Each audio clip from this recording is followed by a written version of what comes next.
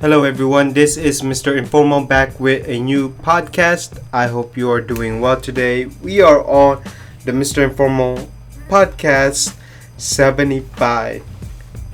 Yes, this is the 75th edition of the Mr. Informal podcast. And don't forget to add me on Instagram. That's MisterInformal.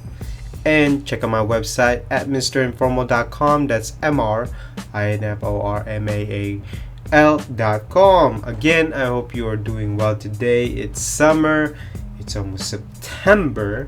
Well, we're halfway there on to September. Not only that, I cannot believe it's 4 months until Christmas. Time is going so fast. So there are 4 topics for today on the Mr. Informal podcast. So here are the 4 topics for today. We are looking at H&M and Zara are closing some of their retail stores to boost up their online presence. Number 2, Nordstrom recently has reached 100% pay equality for both genders and all races. So it doesn't matter what gender or your race you are, no matter the position, you are going to be paid equally by Nordstrom. So based on recent reports and recent survey of these reseller website, it seems like there are a couple of brands that are topping the list in terms of resellers. And then number 4, since China are having, since USA is giving China tariffs, will USA manufacturing or domestic production will increase? We'll see how that goes. And so let's go ahead and start the Mr. Informal podcast. So I read an article from Fortune. Basically, H&M was struggling last year's earnings. Not only that, Zara is too. So, based on the recent reports from Fortune, they are going to reduce the amount of stores that they have worldwide. So H&M is gonna has closed 140 stores last year.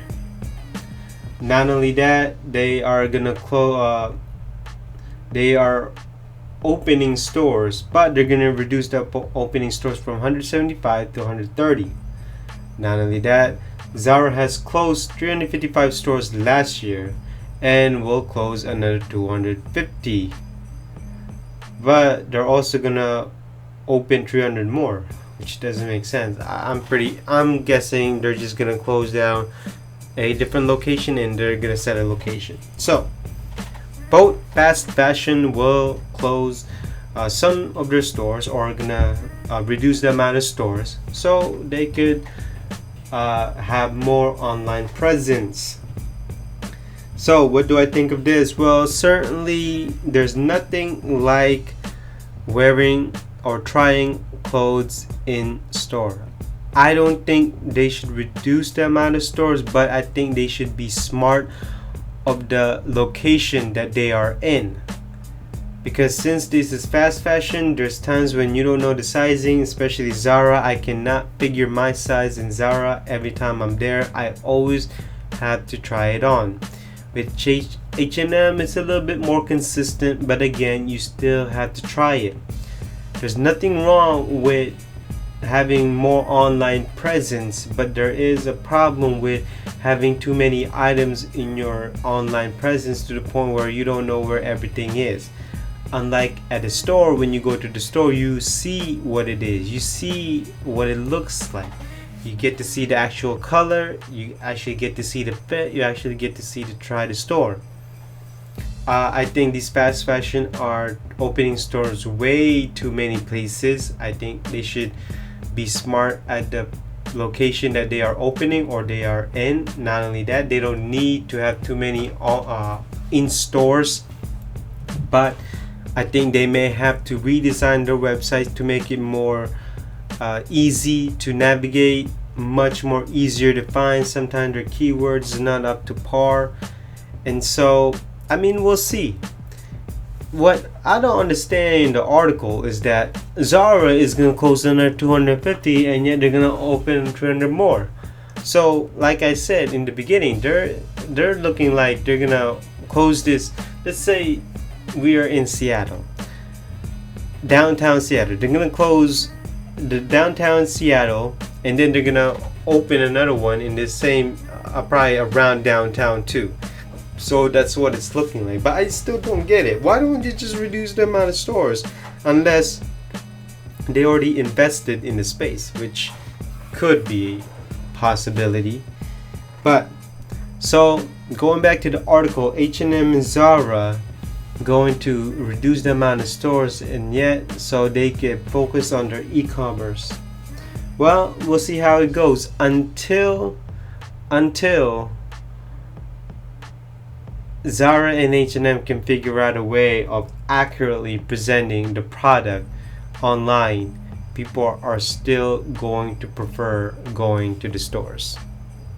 So, reading an article from Women's Wear Daily about Nordstrom, 100% equity pay. So, in the quotations, we got Nordstrom stating, at Nordstrom, we are constantly working to create an environment where employees can build long-term and rewarding careers.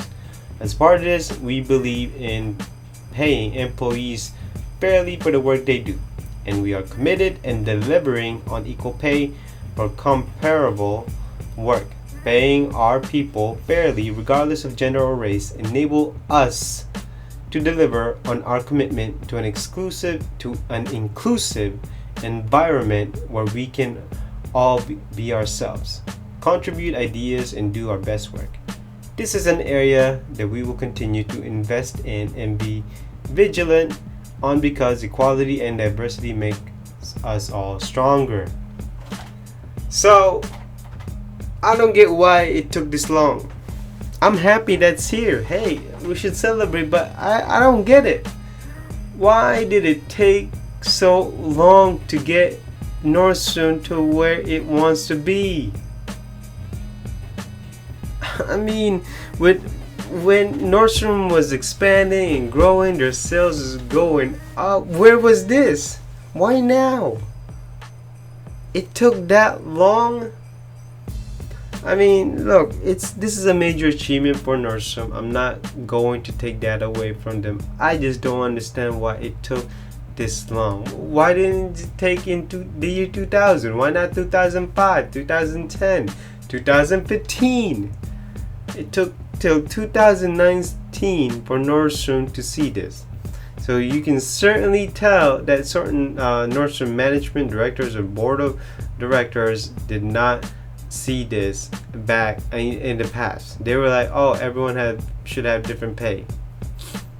And I don't get it. Look, I think that we're gonna come to a point where this is going to happen. This is gonna send a shockwave. This is gonna be trending to different companies, and not only that, at the same time, this type of unequal pay will still happen.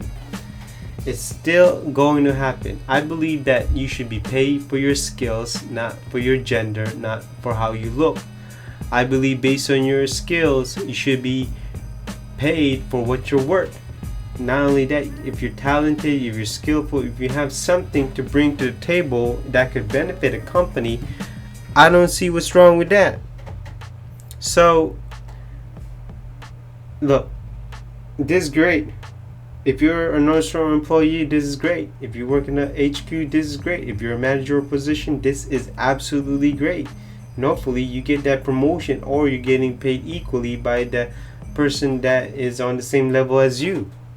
Because, I mean, if Nordstrom is going to do this, then they better follow through.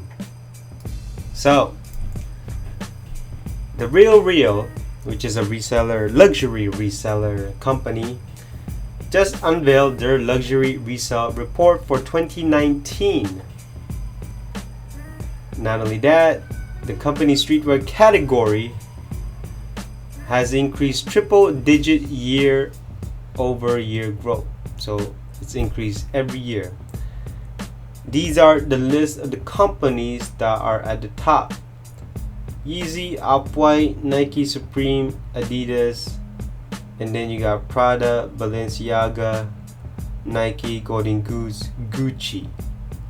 Gucci is number one. We're talking about sneakers and streetwears here, okay? We're not talking about Louis Vuitton. We're not talking about Prada. We're not talking about just luxury. So, I'm not surprised.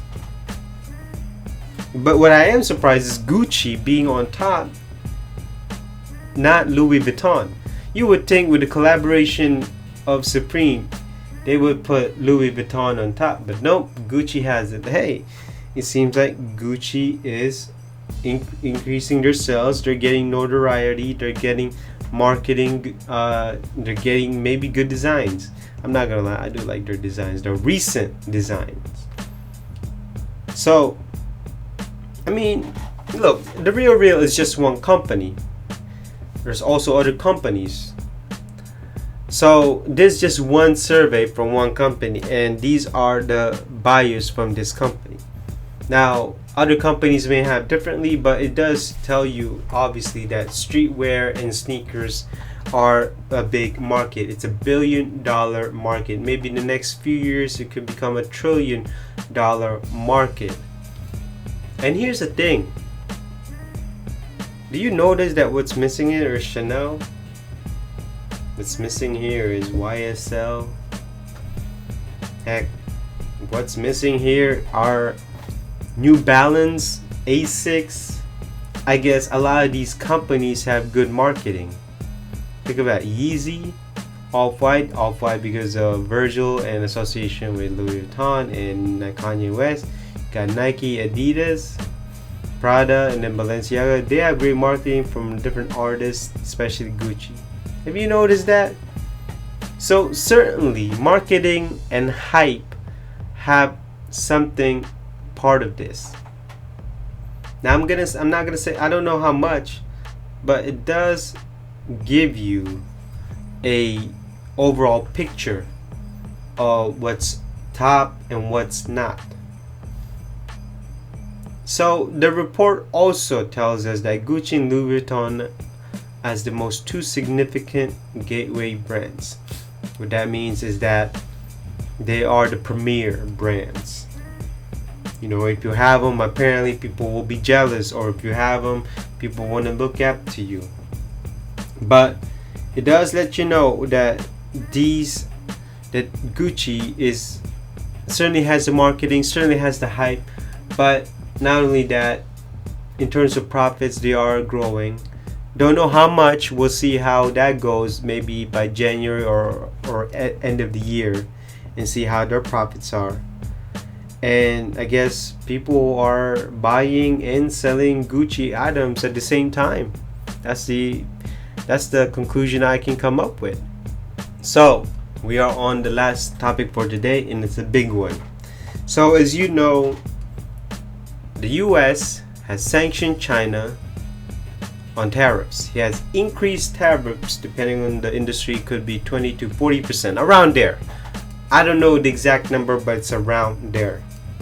So this means import manufacturing costs are going to increase. So a lot of companies are moving their products from China to different countries to sustain and maintain their profit margins and also the prices, because if they don't, then they have no choice but to increase the prices. Thus the consumers are paying more.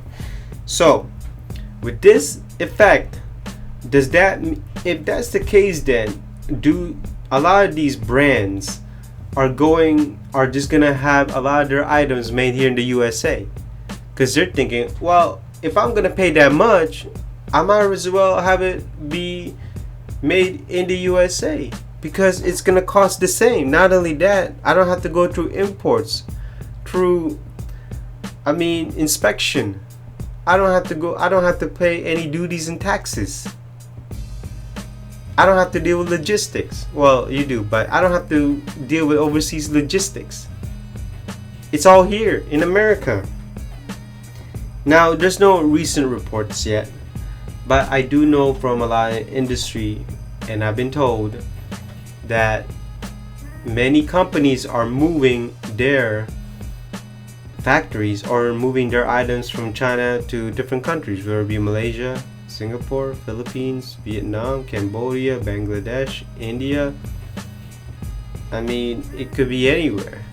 But many of them are also looking at domestic manufacturing, because if it's going to increase that much, again, why am I going to pay this much in China when I can have it in control in the US of A? So it's going to be interesting. So China and the US are battling it out for tariffs. As you know, they're also going through these so-called trade war, which I don't know why they call it a war, which is not really technically a war. I think they're just trade arguments, you can say, or trade talks. And if that's the case, then let's just imagine if that happens, that domestic USA manufacturing suddenly goes boom, meaning it's growing. It's like, oh, everything's back again here. Well, the chain effect is gonna have more jobs here. A lot of you can be proud of the USA. Easier to control because it's here. Nothing had to deal with import duties and taxes and fees.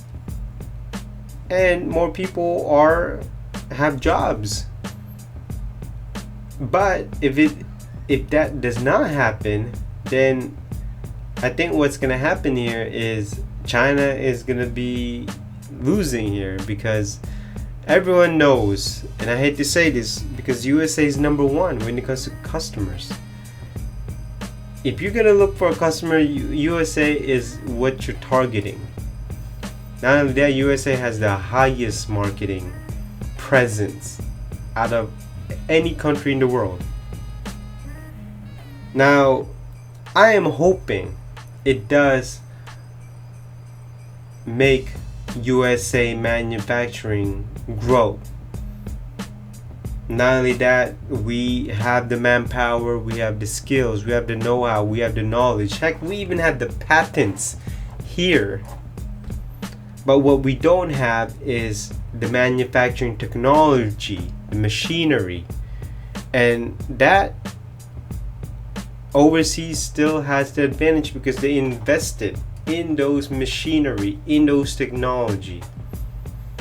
And they have more manpower than us, and the economic scalability or the economic pay is certainly higher here. So you're gonna have to pay higher, not like overseas where the labor pay is low to the point where you can sell it here for a low price because the labor pay is low overseas. But we don't know how it's gonna turn out. I'm just hoping that with this effect that domestic manufacturing can grow. Look, I know the disadvantage is everything's gonna be a lot more expensive, but hey, at least if that happens, then we can have more jobs here. I mean, there's a give and take here. I'm willing to pay $5 more or even $10 more if that's the case. Now, obviously, even if you move it to China, they're still gonna pay the same, and you're still paying overpriced items, and you know those overpriced items are not even worth its price. So let's not even go there. So in conclusion, hopefully, the USA manufacturing can grow. So that is it for the Mr. Informal 75th podcast. I hope you learned something today. And if you have any comments, let me know down in the comments below. But don't forget to add me on Instagram. That's MISTERINFORMAL. And my website, mrinformal.com. MRINFORMAL.com. And so, again, I hope you learned something today, and I hope you have a good day. I will see you in the next podcast. Bye-bye.